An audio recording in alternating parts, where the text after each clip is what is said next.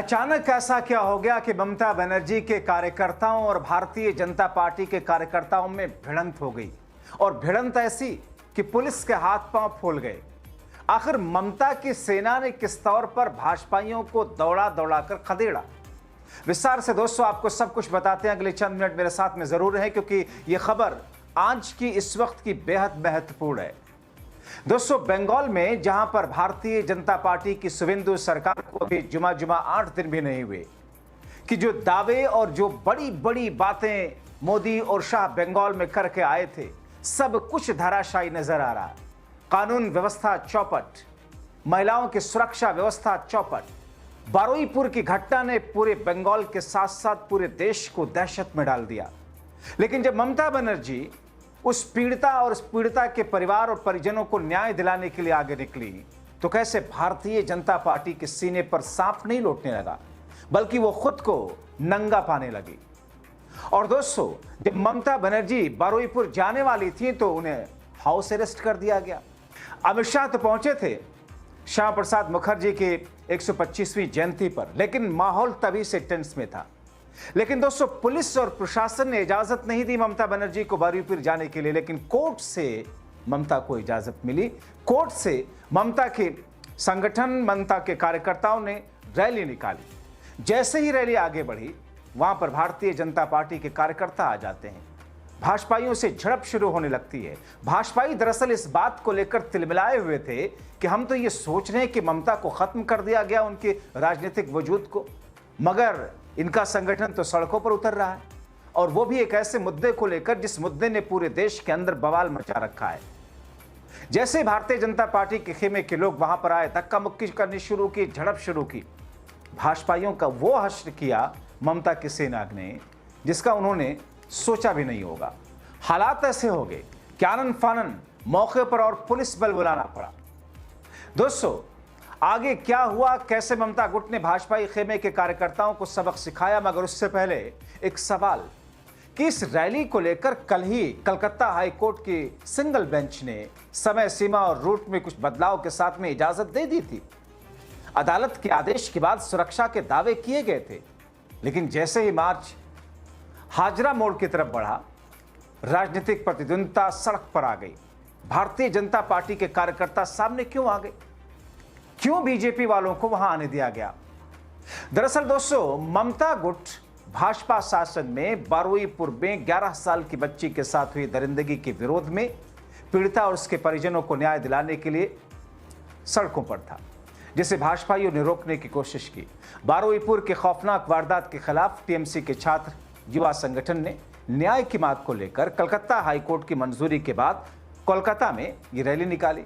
चूंकि इस घटना के मुख्य आरोपी प्रभा मंडल का पुलिस ने एनकाउंटर कर दिया, इसलिए राज्य में पहले से ही माहौल टेंस है, सियासी पारा चढ़ा हुआ था। बस इसी गुस्से और राजनीति के चलते जब ये मार्च बालीगंज फाड़ी से हाजरा मोड़ की तरफ बढ़ा तो टीएमसी और बीजेपी के कार्यकर्ताओं में गुत्थम गुत्थी होने लगी, जबकि शांतिपूर्ण तरीके से ममता गुट ये रैली कर रहा था। दोस्तों बीजेपी जिसकी सरकार को अभी चंद दिन हुए जो राम राज का दावा कर रही थी, मगर उसी सरकार में महिलाओं की सुरक्षा व्यवस्था को लेकर हालात क्या हैं? बंगाल की जनता, खासकर बारुईपुर की जनता भाजपा के खिलाफ आक्रोशित है। जैसा कि एक दिन पहले हमने आपको दिखाया था कि ममता से गद्दारी करके शुभेंदु शाह के खेमे में आई साइनी घोष को बारुईपुर के लोगों ने घेर कर वापस लौटा दिया था। आप सोचिए कि जिस सायोनी ने ममता की उंगली पकड़कर राजनीति का काका गागा सीखा, वो सायोनी शुभेंदु और शाह के चंगुल में ऐसी फंसी कि अपनी दीदी से न सिर्फ गद्दारी की उसने, बल्कि मोदी और शाह की राजनीतिक गोद में बैठकर मंद मंद मुस्कुरा रही होंगी। मगर ममता ने ये दर्शा दिया कि अभी भी वो बंगाल की जनता के लिए दीदी हैं। भले ही साम दाम दंड भेद छल बल धोखे से मोदी शाह ने सत्ता हथिया लिया हो, पार्टी तोड़ दी हो, लेकिन वो वापसी कर रही है और ऐसा कमबैक जिससे शाह अपनी चाणक्यगिरी भूलेंगे। सत्ता हथियाए हुए चंद महीने भी नहीं बीते कि बंगाल में जनता का मोह भंग हुआ, महिलाएं सुरक्षित, कानून व्यवस्था चौपट। बारुईपुर में 13 वर्षीय मासूम के साथ हुई जघन्य घटना इसका उदाहरण है। और जब ममता उस परिवार से मिलने जा रही थी, जैसा कि मैंने आपको बताया किस तरीके से, किस अंदाज में उनको रोक दिया गया, ममता को घर में कैद किया गया। लेकिन जब दोस्तों शाह ने अपनी नई चेली और सायनी को वहां भेजा तो फिर शाह और शुवेंदु और सायनी की ऐसी खातिर जनता ने की जिसकी कल्पना बीजेपी खेमे ने की नहीं होंगी। आपको वीडियो दिखाऊंगा कि कैसे भाजपा को जनता का जवाब मिलने लगा है। और उस वीडियो को शेयर करके एक यूजर ने क्या लिखा, मिलिए सायनी घोष से। टीएमसी एनसीपीआई लीडर आज बरूपी में उनका स्वागत गद्दार और बेईमान के नारों से हुआ। कुछ आवाजें ये भी सुन सकती थी कि तुम्हें कितने में बेचा गया। सोचिए, चुनाव के दौरान जब ये दल बदल नेता लोगों का सामना करेंगे तो फिर उनका होगा क्या।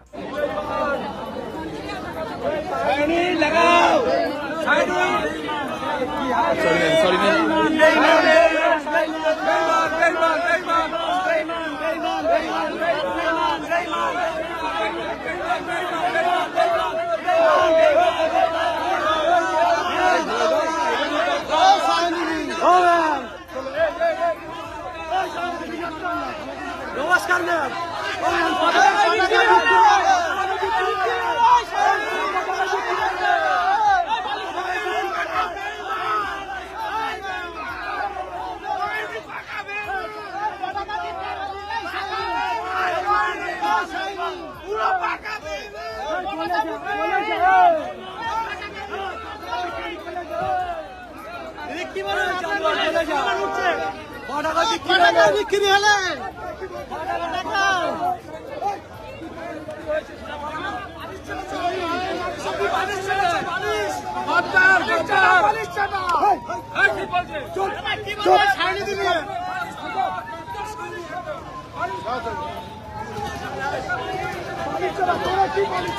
जनता का ये रोष सिर्फ 13 वर्षीय मासूम के साथ और शुवेंदु सरकार में हुए जघन्य अपराध के कारण ही नहीं है, ये तो है ही है। मगर ये स्थिति बंगाल में आम जनता में सरकार के खिलाफ, यानी कि जनता ने अपनी खुली आंखों से भाजपाइयों का जो तांडव देखा है, जिस तरीके से बंगाल में उत्पात मचाया गया, जिस तरह टीएमसी को तोड़ा गया, जिस तरह हमले हुए, वो पूरे देश में हंगामा मचाए हुए।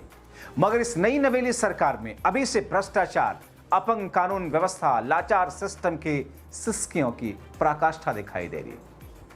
दोस्तों, ममता पहले खुद जाना चाह रही थी बरुईपुर, मगर भाजपा सरकार, उनकी पुलिस ने इजाजत नहीं दी, हाउस अरेस्ट किया। जिसके बाद ममता आक्रोश रैली निकालना चाहती थी पीसफुल तरीके से, मगर उसकी भी इजाजत पुलिस ने नहीं दी। मगर जब ममता गुट हाईकोर्ट पहुंचा तब जाकर के इजाजत मिली। दरअसल बंगाल बीजेपी ने अपनी पुलिस से ममता की रैली को परमिशन नहीं दिया था। हाईकोर्ट में ममता गुट ने जब याचिका लगाई तो उन्हें जीत भी मिली। कलकत्ता हाईकोर्ट ने कोलकाता पुलिस को उस आदेश को रद्द कर दिया था जिसमें ममता बनर्जी समर्थक टीएमसी युवा कांग्रेस को 8 जुलाई को दक्षिण कोलकाता में विरोध रैली निकालने की परमिशन देने से पुलिस ने इनकार किया था और ममता गुट को रैली आयोजित करने की अनुमति कलकत्ता हाईकोर्ट ने दे दी। दरअसल हाईकोर्ट में दायर रिट याचिका में कहा गया था कि उसने 1 जुलाई को रैली की अनुमति मांगी, लेकिन 6 जुलाई को पुलिस ने अनुमति देने से इनकार किया। 2 जुलाई को प्रस्तावित एक अन्य विरोध रैली की अनुमति को भी कोलकाता पुलिस ने नहीं दी।